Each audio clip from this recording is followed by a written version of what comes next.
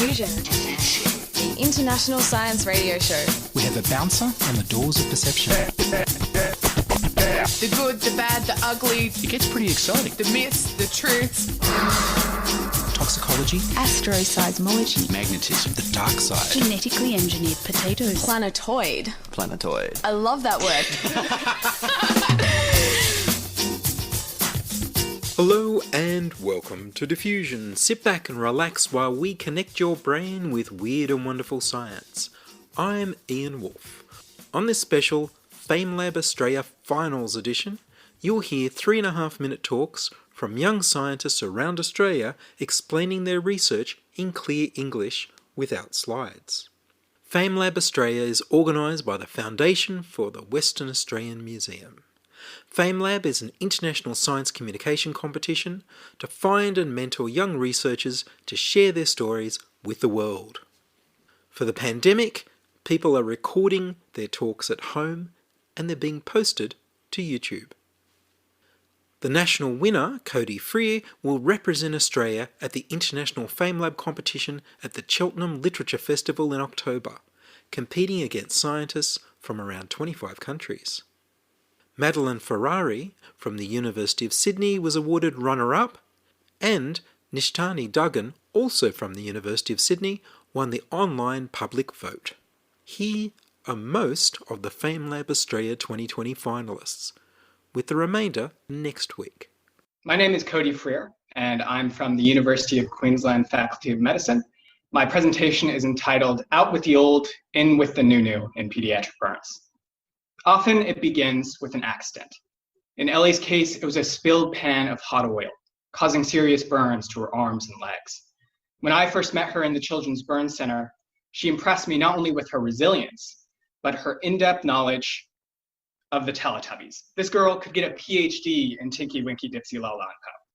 While undergoing treatment for her burns, she would reenact the scene from episode 67, a classic, where an ever-growing mass of tubby custard threatens to overwhelm the Teletubby home before this guy, their sentient vacuum cleaner Noo-Noo, swoops in to clean it up and save the day. Actually, the scene was a good analogy for what was taking place inside Ellie's burn. Thermal injuries, like custard-related disasters, are highly dynamic. Ones that might at first appear small can grow in severity due to the body's own rogue immune and clotting responses. My PhD focuses on a medical treatment called negative pressure wound therapy, which uses a pump to apply a vacuum to the wound environment. Essentially, it's a Noo-Noo for burns in children. The vacuum is hypothesized to improve healing by removing rogue immune cells, decreasing swelling, and directly stimulating the growth of new skin cells and blood vessels. This technology has been widely used in the treatment of other wound types, but it's never been properly studied in the setting of burns. To fill the gap, I performed a clinical trial comparing the current standard of care, antimicrobial dressings, to a combination of standard dressings plus negative pressure. I tracked over 100 children throughout their recovery, and when all was said and done, those with negative pressure fared significantly better. They were 83% less likely to require long-term management, and if given negative pressure within 48 hours of their injury, healed an average of 3 days faster. 3 days. To put that in perspective, you can watch 173 episodes of the Teletubbies in 3 days, which I'm sure a lot of parents in isolation are right now discovering. Now, there are some technical issues with the apparatus that could be improved, but healing 3 days faster means one fewer painful and expensive dressing change. More importantly, a reduced risk of permanent scar formation. See, for the almost 1,200 children in Queensland who sustain a serious burn every year, scarring is a major and potentially life-altering risk. It can affect development and require repeated surgical operations.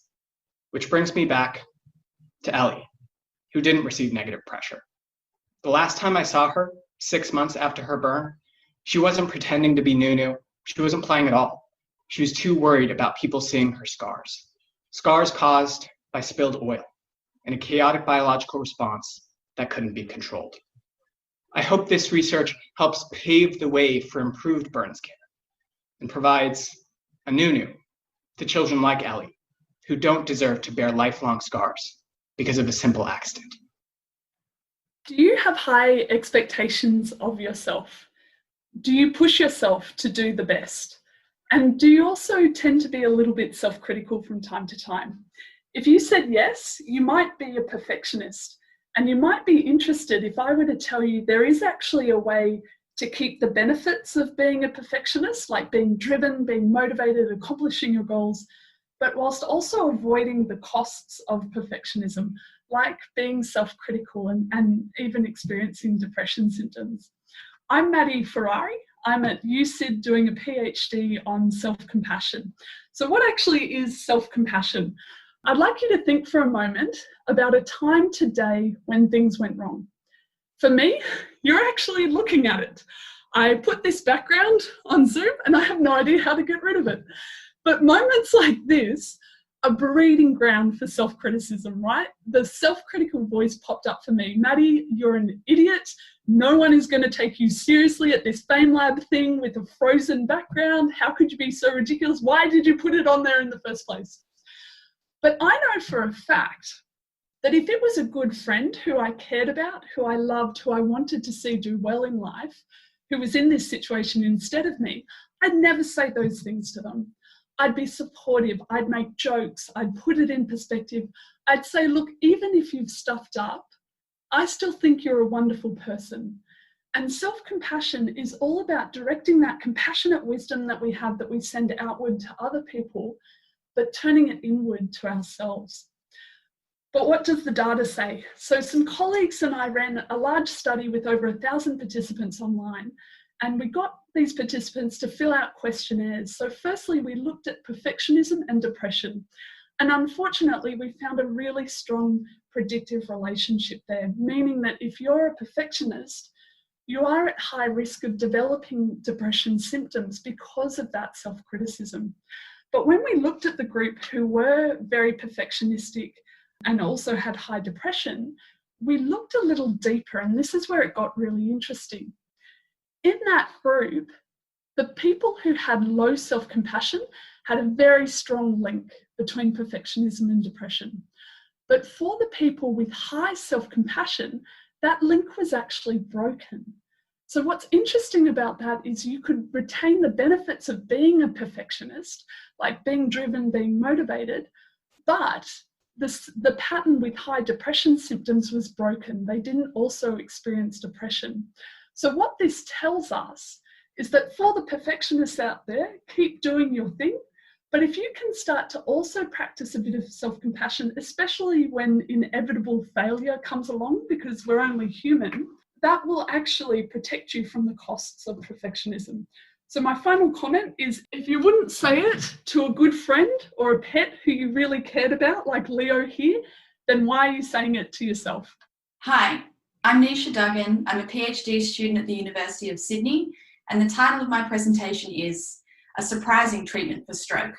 When people think about Australia, they often consider 3 scary animals: snakes, sharks, and spiders. And perhaps the most terrifying of these creatures is the infamous funnel web spider. A bite from this species could kill you in just 15 minutes. However, there have only ever been 13 recorded deaths from funnel web spider bites. And actually, there is something else that starts with the same letter as those scary creatures that kills over 1,000 times as many Australians every year. Stroke. Around 50,000 people will have a stroke in Australia every year, and around 35,000 will survive.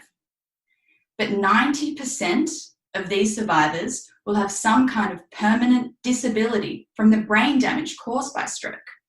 But what if I told you that that scary funnel web spider might actually be able to reduce this number? Let me explain. Stroke occurs when blood clots block the flow of blood in the arteries to the brain, meaning brain cells cannot get oxygen. When this happens, a biological switch is turned on that tells brain cells to die. This switch can remain on for hours after the stroke has occurred, leading to widespread, irreversible brain damage. So where does the scary spider come in? Well, funnel web spiders produce a venom that is made up of a complex mixture of molecules. Recently, researchers in Queensland have discovered that one of these venom molecules has a remarkable property. They found that in mice models of stroke, this spider venom molecule could turn off that biological switch telling brain cells to die, thereby reducing the extent of the brain damage caused by the stroke. This is an amazing result and has the potential to become an incredibly important drug. But if we are really going to use this spider venom as a medicine, we can't keep milking spiders forever. So instead, as a synthetic chemist, I'm trying to make this molecule in the lab.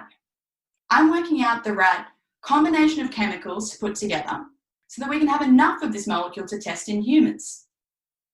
The other thing that I can do is to make the exact venom molecule or slightly different variations, which may have even better properties. And I'm sure that if one of these becomes a treatment for stroke, that scary funnel web spider won't seem quite so scary after all. Tonight, you'll have heard from many amazing scientists. You'll have heard what great innovations the future will hold. You won't hear that from me, because instead, I'm going to talk about the past. Because what we're going to answer over the next 3 minutes is, can you hear the Big Bang? Hi, I'm Samuel Hinton, and I'm at the University of Queensland, and let's get into the details. You may have heard that in space, no one can hear you scream. And it's true. It's true for space now, but it's not true for space back when we care about, back just after the Big Bang. You may know that the universe is expanding, and if you think about all the matter in space, it's spread out over this vast cosmic distance. But let's stop and rewind the clock. If we go from a universe that's expanding and go back in time, suddenly it starts shrinking. And all it takes is a universe small enough, and space no longer looks like space. It looks like Earth's atmosphere, thick and dense. If you keep going even smaller, it changes again, and space suddenly starts looking like the sun, a fiery ball of plasma, soup, energy, and matter. In the primordial fluctuations just after the Big Bang, quantum mechanics, aka magic, says that some parts of the universe have just a little bit more mass than other parts. Now, because the universe was a fluid way back then when it was super small, that means that those over-densities can spread out. It's like sound waves in space, like popping a balloon that you put extra air in, like ripples on a lake. Now, as the universe keeps expanding, these ripples expand along with it too. They're traveling just like sound waves until they get to a point where the universe has now gotten large enough that space doesn't look like a fluid. It looks like space as we know it. And suddenly these acoustic waves get frozen in time, like a lake that's snap frozen. All the ripples stay in there. But these ripples, remember, the ripples are over densities. And that means that, well, if you have an overdense piece of the universe, it has more matter in it. More matter means more gravity. More gravity means that more stuff happens, more structure forms, more galaxies and more stars form. So those regions of the universe have more galaxies than other parts. So if we want to hear the remnant of the Big Bang, we can't do it with our ears. We have to use our eyes. By mapping out galaxies in the universe, we can carefully reconstruct those acoustic peaks that I was just talking about. And that's where my work comes in. I model these peaks and create the analysis pipelines to make sure that we can actually do the science in a finite amount of time. Stuff has to get done, and it has to take less than the age of the universe. Now, we do all this stuff because those acoustic peaks tell us great information about dark energy and dark matter, two mysterious components of the universe. Now, unfortunately, I don't have time to delve into what we think they might be. That's an hour-long lecture by itself. But the very, very short story is that we don't know. And that's fairly simple, but, we don't know. Hopefully in the next decade we will know, and I promise you that you will be the first to know when we know. Hi, I'm Emily Brogan from Edith Cowan University. Due to recent events, this presentation could also be titled Isolated for Life. I want to demonstrate what it would be like if you were unable to speak. So for the duration of my talk, could I ask you to squeeze your lips together tightly? Being able to talk, share ideas, and communicate is part of who we are, and it's the foundation for all our relationships. Aphasia is a communication disability. It's common after a stroke. Aphasia affects reading, writing, understanding, and speaking. Aphasia is caused by a blockage in neural pathways that make up words. Some people with aphasia can't send a text message, make a phone call, or talk to the person next to them. They can't say, "I love you." We can only imagine the frustration. There are more Australians living with aphasia now than Parkinson's disease, cerebral palsy, and muscular dystrophy combined.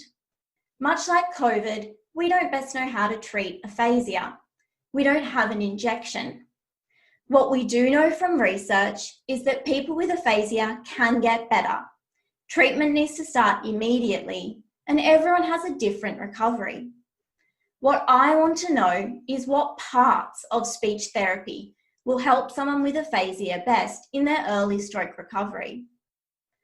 I've watched many therapy videos looking at what therapists do and how patients respond. In a standard 40-minute therapy session, my research has identified 3 dominant ingredients.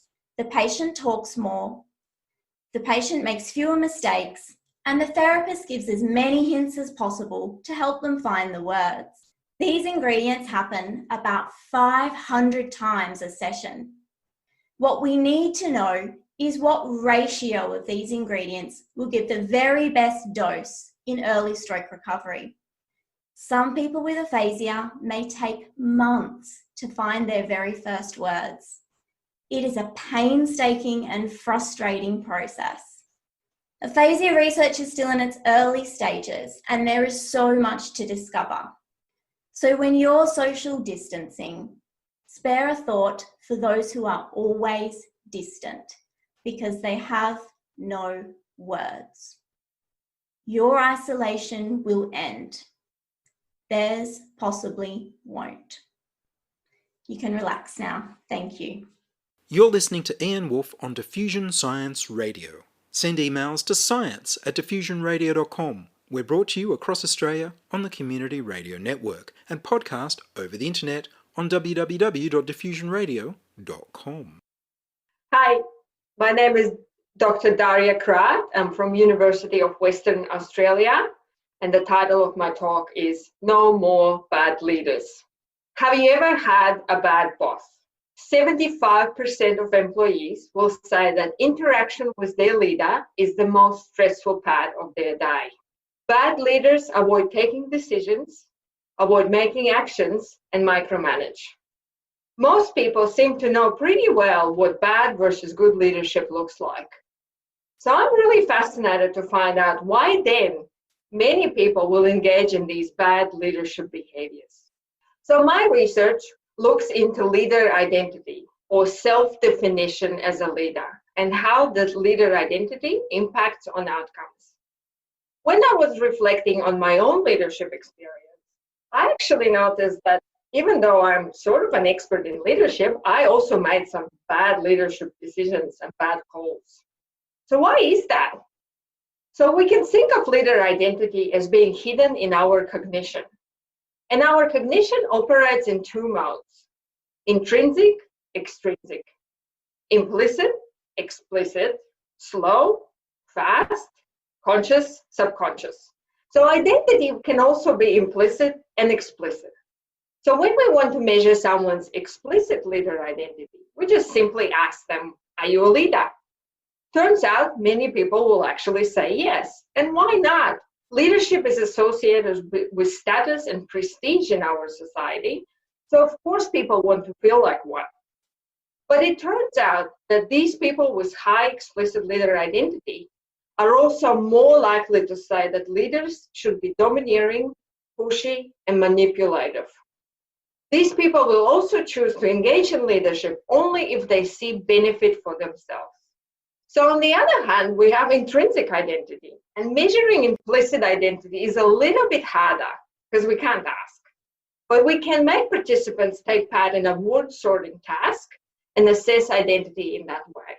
And so my research has shown that those individuals with higher implicit identity will actually strongly disagree that leaders should be pushy and domineering.